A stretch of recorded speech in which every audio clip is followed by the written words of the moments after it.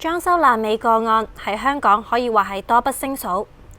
而我哋作為一間履行社會企業責任嘅公司，亦都接手過唔少被上手公司爛尾嘅個案，當中不乏經熟人介紹之後嘅爛尾個案。一開始嘅時候呢，係朋友介紹嘅，咁我就都有去過個朋友屋企呢，睇過佢屋企嘅裝修都 OK， 同埋呢覺得佢嘅價錢呢都 OK。但係我當時呢都有揾過4間公司了解嘅，但係呢我個舊屋嗰邊呢就交吉啊比較急，2個月之內就要交吉啦。咁我都有問佢哋2個月之內呢可唔可以完工嘅，因為我都舊屋嗰邊你都知啦，比較急，2個月內要完工。咁佢話佢都應承我 OK 嘅。咁佢 OK 嘅話，我就即刻就打咗40%嘅訂金俾佢哋。但係頭1個月呢，佢哋淨係做咗嗰個清拆嘅部分。咁眼看剩低1個月啦，時間比較急，我就聯繫佢哋揾佢哋啦。咁點知佢話係因為訂緊嗰個家私，但係佢個唔知話咩戶口呢就凍結咗，需要問我借1萬蚊。佢就話好快會還翻俾我。咁我就借咗1萬蚊俾佢啦。點知第2日佢又問我借多1萬蚊，咁我就覺得奇怪啦，好似有啲覺得中伏咁啦。但係呢，我都想快啲去完工嘅，咁就都信埋佢哋，就借埋第二次嘅1萬蚊俾佢。點知過咗到第2個月，即係第2個半月啦，即係剩低半個月咁上下啦。我上去睇下，咦？點解淨係嗰個工程都係冇進展嘅咁？我再去聯繫翻佢哋咯，但係揾唔到佢哋啦，已經消失咗啦佢哋。本身咧諗住同屋企人買個靚單位，有個安樂窩噶嘛。今日揾咗老公朋友做裝修咯，裝修咗成8、9個月都未搞好，冇見過圖則，又冇設計，錢呢我又俾咗，最後啊仲整到成個60年代公屋 feel 咁。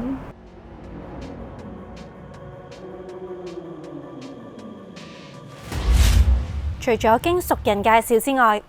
如果一間公司有門市、有網站，又係咪一定就信得過呢？因為呢嗰間公司呢係我住嘅附近嘅商場入邊嘅，因為我啲經常買餸啊，喺 Shopee 啊都可以由嗰度經過嘅，所以睇咧嗰間公司門面都幾靚下嘅，所以咧又吸引咗我就行落去啦，問啦想請佢裝修啦。同我裝修嗰陣時咧，俾咗首期咧，之後咧佢都同我開始裝修，裝修就裝咗一副牆啦，其他嗰啲乜嘢都冇攞，即係剩低幾包水泥啦、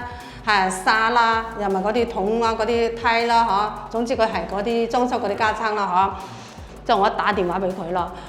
第1次係敷衍咗，到啦第2次我要打電話，對方都冇人聽，咁樣我又跟住咧又 WhatsApp 啦 ，WhatsApp 對方咧又之後又刪咗，心入邊好亂啊，就感覺成個天都塌落嚟咁樣嚇。後尾我就喺下邊咧商場嗰間設計室嗰度睇下，我個老細有冇喺嗰度。嗰啲家產啊、電腦乜嘢都搬走咗，就我要打電話俾嗰個設計師，嗰個設計師話：我個老細即係走咗路啊！依家嗰啲樓爛尾啊！我咁大劑，咁又一路咪報警啊！報警之後，後尾咧嗰啲警察咧就追咗好多次都追唔到呢個人，佢話揾唔到啦，依家唔知走去邊度啦。佢話黃姑娘，我唔知喺邊度揾啦，揾唔到啦。你最好去海關嗰度啦，報一報，我都報咗，都冇用。但係其實爛尾都有分好多種，以為裝修公司收完錢冇走佬就一定一勞永逸，咁就錯啦。其實事後嘅手尾好似漏水咁樣，都可以令到戶主更加頭痛。咁呢個信紙咧，幾乎信到我係差唔多成個工程費都俾晒咁滯嘅。咁但係其實咧，呢個師傅唔單止甩漏啊，仲係幾不負責任添。咁當時我聯絡嘅師傅嘅時候咧，都唔好講工程保養嘅問題啦，佢仲要我俾2萬蚊出嚟先係上嚟同我揾下個漏水源頭喺邊度喎。咁我梗係唔俾啦。咁因為當時個大門佢又冇同我跟進好，同埋咧我唔知道叫我俾咗2萬蚊之後，會唔會繼續同我再攞錢噶嘛？咁我問個電工師傅俾個水電圖我，佢又交唔到俾我喎。咁嗰刻我都真係唔知點算好啦。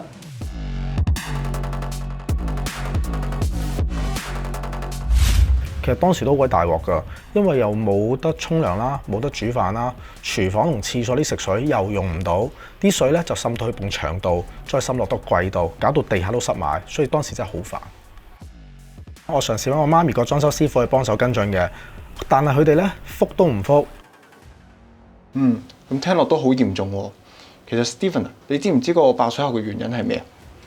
我咧就聽你師傅講啦，之前幫我媽咪裝修嗰個師傅啦，喺裝修嘅時候咧就唔小心整穿咗個水喉窿，咁啊求其用啲點焊嘅方法咧就抿咗窿就算啦，所以一直都存在個隱憂喺度噶。咁而家一爆出嚟咧就好大件事啊！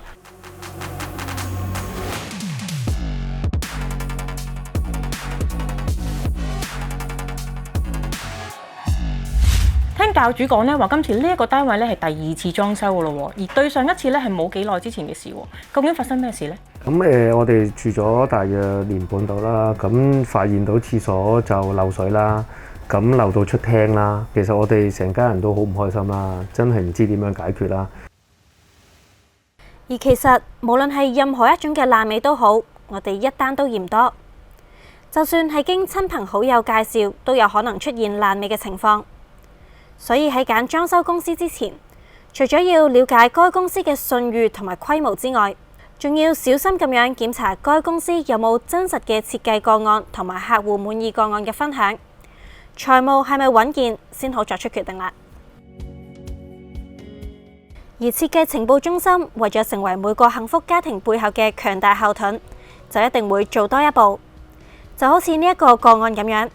喺完成單位嘅所有工程並且順利交樓之後，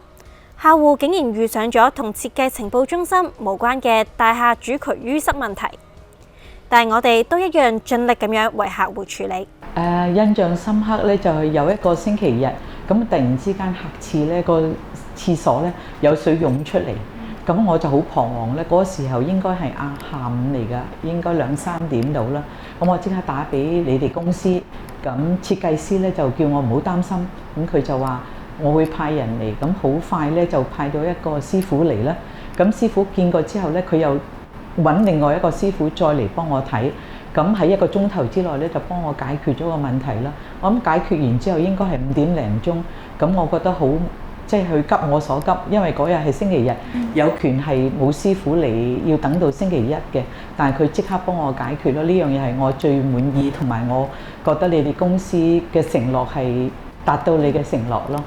如果想了解更多，歡迎瀏覽 DIC 嘅網站。網站上面除咗有1000個真實客戶滿意個案，同埋近2000個參考個案不斷持續更新之外，仲有大量真實設計同埋 3D 效果圖。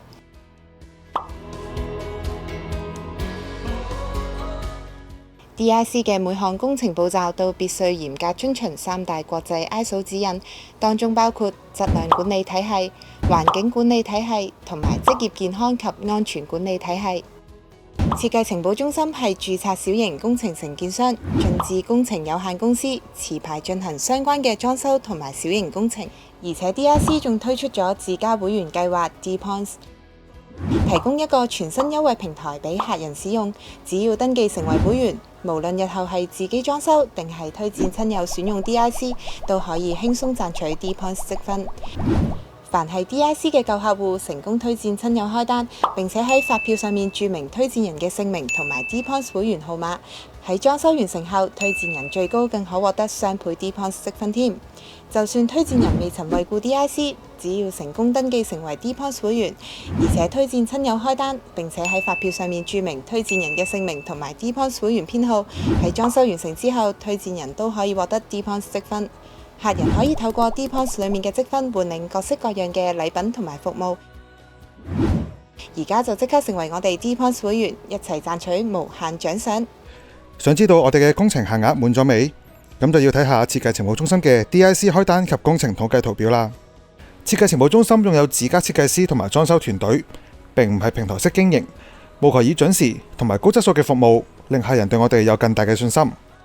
設計情報中心為客戶着緊每一個步驟，確保工程質量。每一個部門進行嘅每一個步驟都必須遵從我哋嘅公司管理文化，以及嚴格按照國際標準 ISO 嘅指引。由於設計需時，為咗確保工程嘅質素唔受影響，所以設計情報中心唔會攬住工程，因此設有接單量嘅上限。每一位嚟到門市同設計師會面嘅客人，都可以由 DIC 開單及工程統計圖表當中睇到工程嘅統計圖表同埋分佈地圖。客戶可以了解到設計情報中心而家有幾多單負責緊嘅工程，所有嘅資料都係實時更新，顯示現有工程同埋上限嘅比例。只要一達到工程上限，